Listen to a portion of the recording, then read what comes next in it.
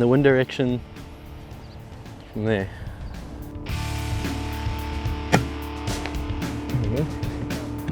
So it was a pigeon from 124 meters.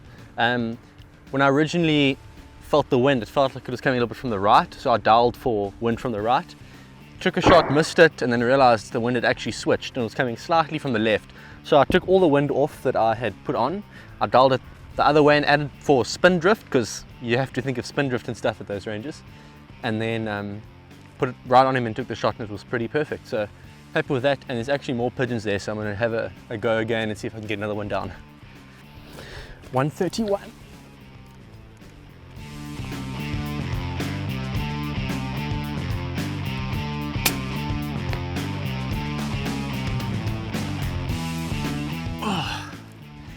And 131 meters, so 2 birds in a row.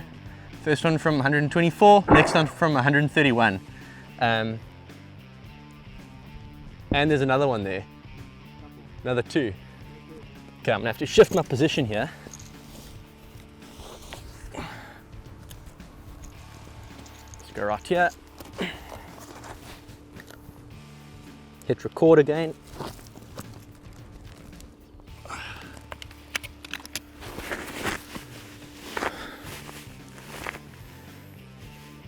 I'm going to go for the one at the top of the pole there.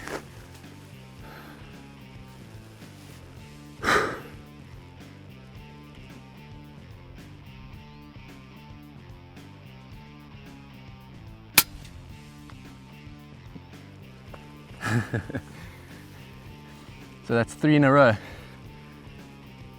1 from 124 meters and then 2 from 130. So clearly the gun's working. And there's another one. Okay, I'm going to take off a few clicks.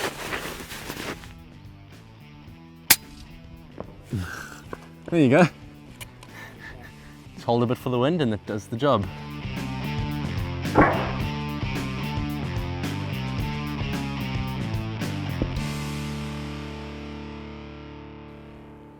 Should I go for those?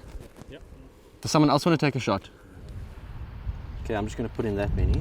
Should be enough. When you dial into, you just dial it.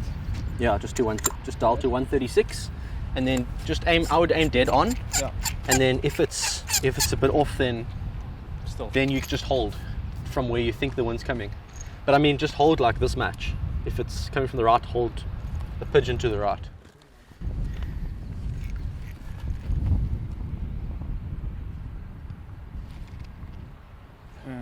Are we up? There you go. There we go. Right.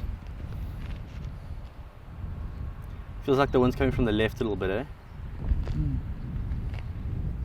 So I'd hold a pigeon to the left.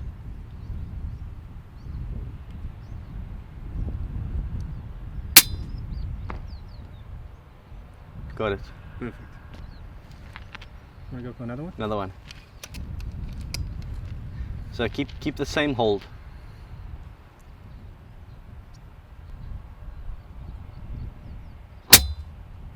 There you go. There's another one there. Yeah, go for it. Played around and the other one there.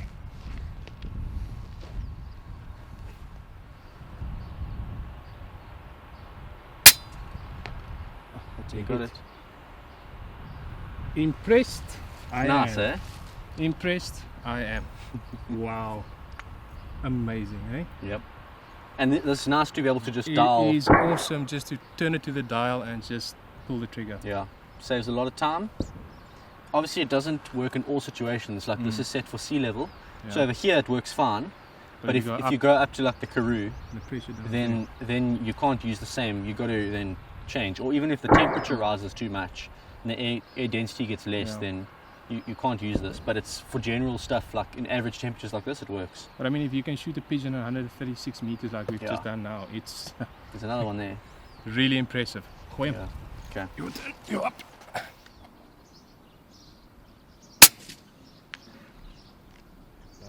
Got something of him. Yeah. But still, that's like with no effort at all. Yeah. It just flies true and straight. Wow. Usually with that kind of distance and this kind of wind, you have to hold about 3 or 4 mil-dart shooting pellets. I basically held about 1.5 now.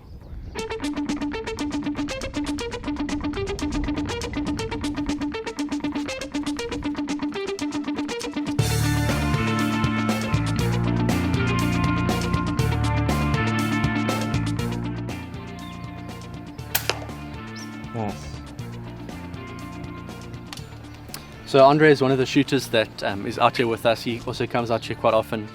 He's got an Impact X with a nice vortex scope on top, so he's got a really nice setup. And Andre actually takes a lot of the pigeons that we shoot, well, all the ones that we can collect, because a lot of them are laying on the roofs and stuff, but all the ones that we can find, he actually takes out to, is that a falcon place, you say? Well, I've got 2 friends that's falconeers, and we donate the birds to them. And if they've got too many, they take it to a rehab center. Okay. Yeah. So obviously, and these birds are not like dirty city birds. They're actually, if they're feeding on this feed, then they must be healthy birds as well. So yeah, definitely. Good food for the falcons, and it's what they naturally eat. So you can't just feed falcons anything. You got to feed them. Yeah, they prefer. What's the natural They prefer diet. us to shoot the birds on the farm, not close to the city. Yeah.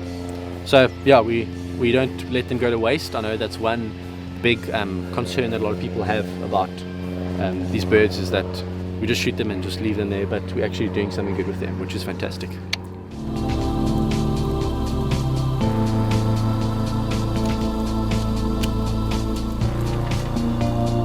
Well, we've just had a nice little break, had some liquid to keep us hydrated, which is much needed now as it starts heating up. Back out at again, I've got my old original Impact this time. Gerard has my new Impact, and we have just spotted a whole bunch of pigeons on a wire there, so we're gonna actually go see if we can get a little bit closer to them and maybe take a few long shots again. So looking forward to it. Guns are filled up again, got air in them, so we're ready to go.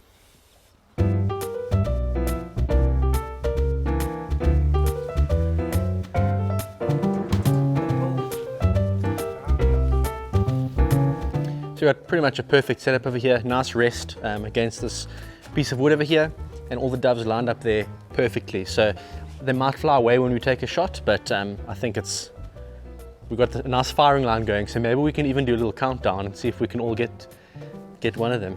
Hey, should we do that? Yeah, let's do that. Cool.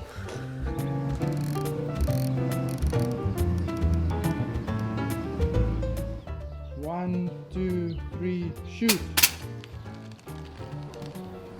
We're all pumped. Okay, now it's every man for himself.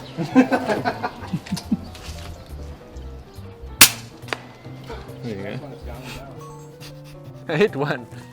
But that countdown thing, it doesn't always work well, because you're forced to take a shot at an exact time, and it just forces you to rush it basically. So I think we all just pulled that and didn't quite work out well. But there's also a bit of a left to right wind here that blew my slug quite a bit, so that could have had an effect as well.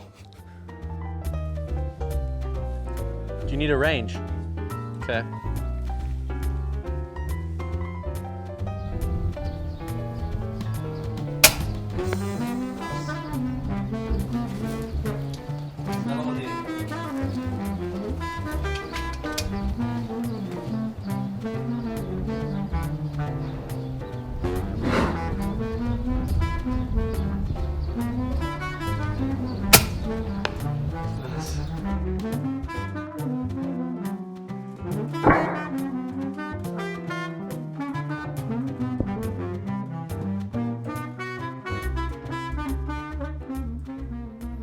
$131, up 6 mils.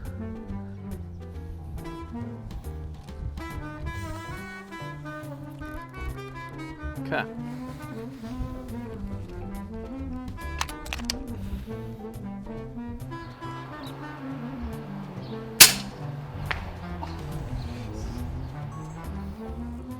$131 meters. I hold just under a mil for the wind. Killed in perfectly. You can hear the thud all the way from here. So really happy. That's awesome. I must say, one thing I want to add is this scope, it only has 5 mils per revolution. So it means that I've got to do more than 1 full revolution if I go more than, more than 120 meters. Whereas that other scope, the ATAC-R, I've got 10 mils per revolution, which means that gets me out to 220 meters or something on 1 revolution. So that's really helpful when you've got those scope stickers, and that's probably why I prefer the other scope to this one for long range stuff. But there's another dove there, so I'm going to try and hit it as well from the same distance. Let's see. I'm going to have the same hold.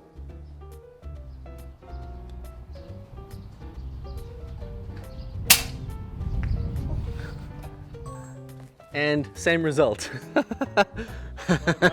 So cool, eh? Well done. Yes! I tell you, this gun is accurate, eh? This gun is, this was my favorite gun, yeah. This is being loaded. Ooh.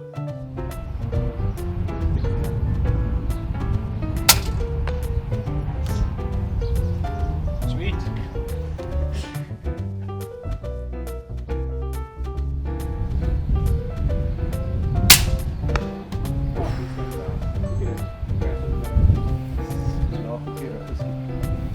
Pellet drifted a bit more than I expected it to.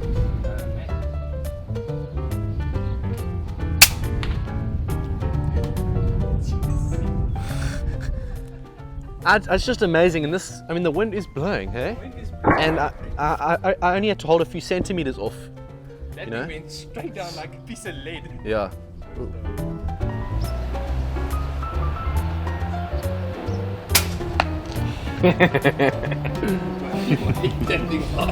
I saw it in the scope, it just Yeah.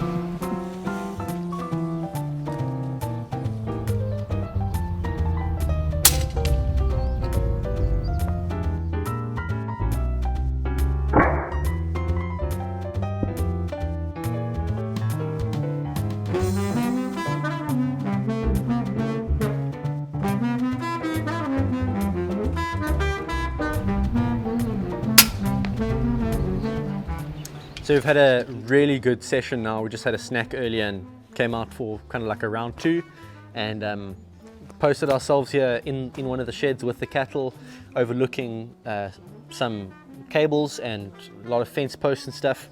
And the pigeons just started coming in one by one, and we were able to pick them off one by one at distances out to, I think it was 130 meters, the furthest one? 136 meters. So, you know, anything from 60 meters to 136 meters was dead meat. And the falcons came up and cleaned after us, so it's really, really cool. We've been having a really good time, got some really good scope cam footage with 3 impacts, which is great. And we've still got a lot of more work to do, so we're going to move on to another spot, change of scenery, and see what we can do.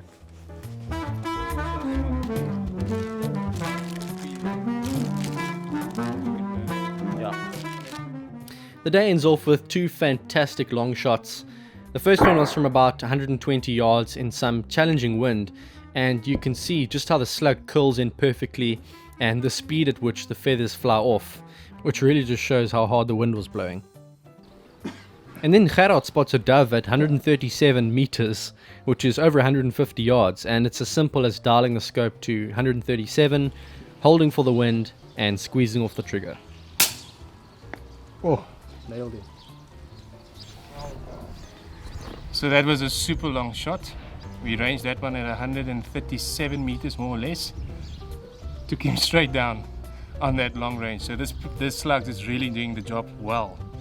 So yeah, I'm speechless. Well done.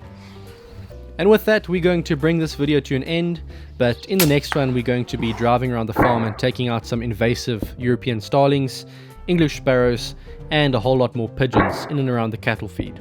It's going to be awesome, so remember to hit the subscribe button and the notification bell if you haven't already done so, and I'll see you then. Thanks for watching.